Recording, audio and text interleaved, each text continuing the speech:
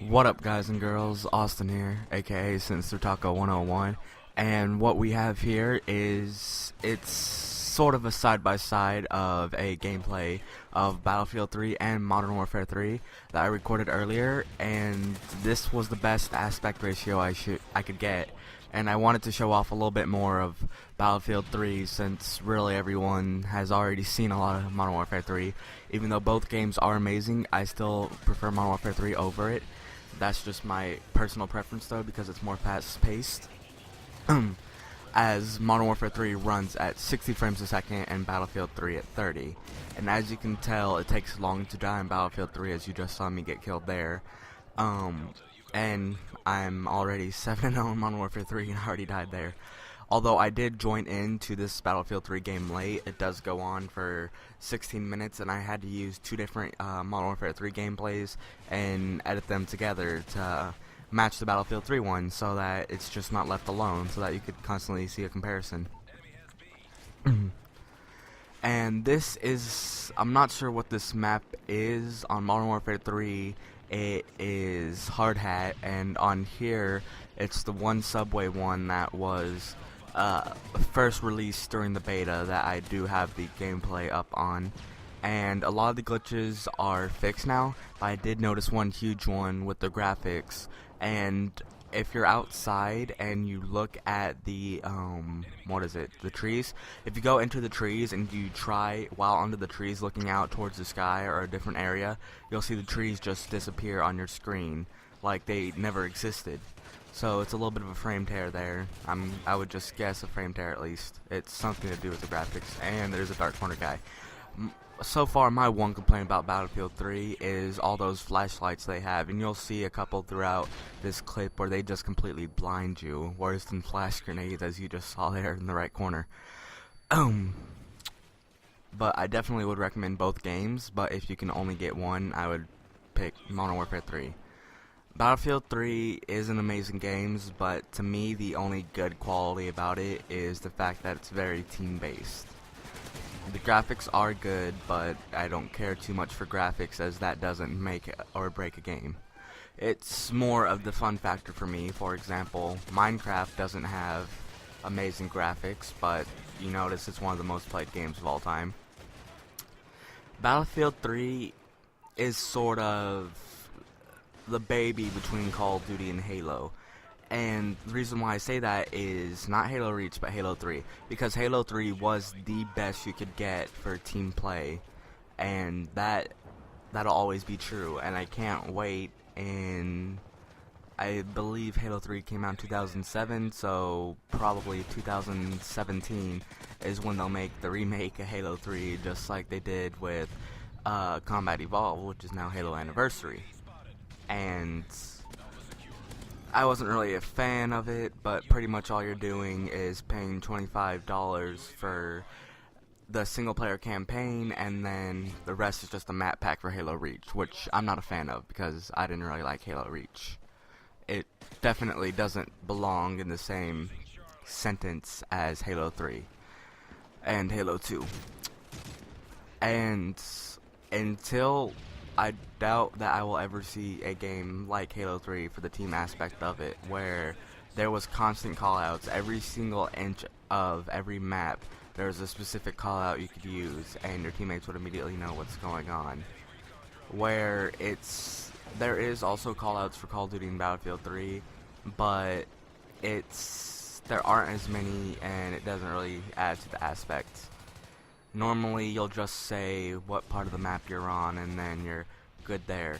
The only thing I dislike about the way the screen is set up to show the Modern Warfare 3 gameplay is the fact that you can't see the map when I'm respawning, because that also shows you where my teammates are and where I'm choosing to spawn on them and stuff like that. But I would recommend both games, as I said. And this was, I believe, my first match back on Modern Warfare 3 in about a week, and as you saw at the very start, I got that, it's not a quad, it's a pentagonal, maybe?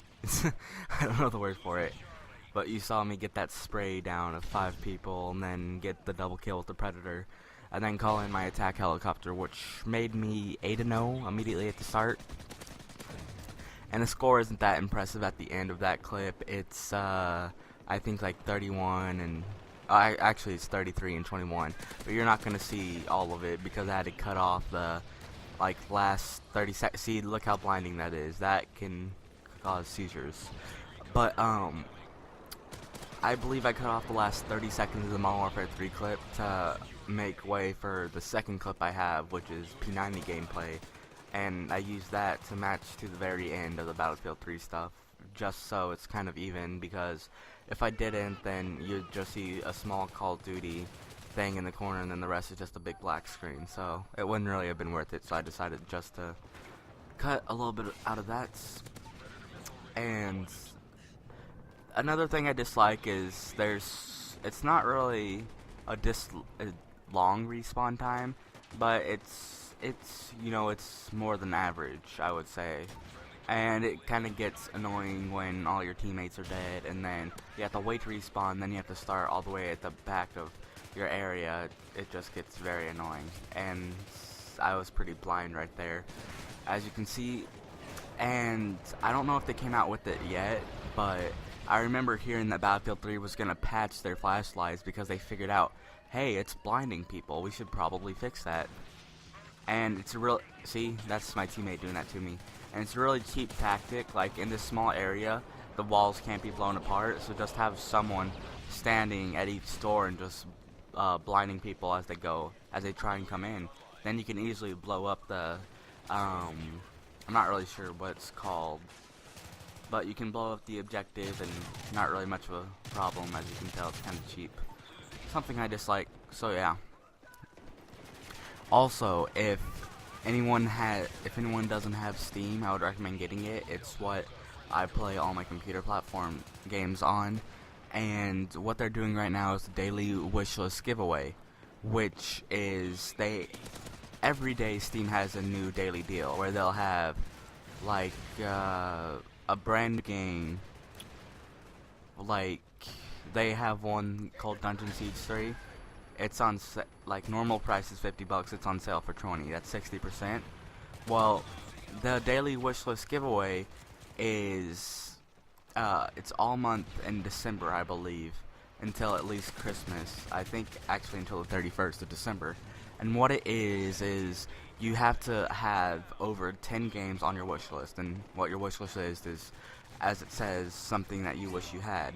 Like, just put 10 random games that you would want to play on PC, and you add that to your wish list, and that way your friends could see, and if they're nice and generous or something's going on, they would get you it. Well, if you have 10, you would click on the daily deal, which is, it'll just take you to the game store page. Like, it would take me to the main Dungeon Siege 3 page, where it gives me the option to buy it and all that stuff, and it would say, congratulations, you're now entered to win. And 10 people will win daily, and what it is you get all 10 of those items on your wish list. Oh yeah, you're really not gonna interrupt, huh? As you can tell, a phone is going off in the background. See, if you went into your room, that would be helpful. Thank you. Okay, now that she's in a room, we can continue.